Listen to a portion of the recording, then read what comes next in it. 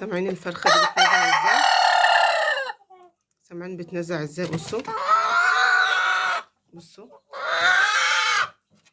بتصوت ازاي، بتنازع. اللي تشوفها الام تعبانة ومش عارفة تبيض. لا يا جماعة، ده تكوين البيض.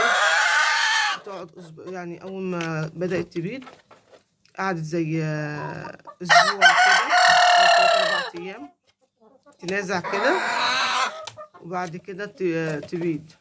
تقعد لها فترة تبيض، ولما يجي يتكون البيض تاني تقعد تنزع كده.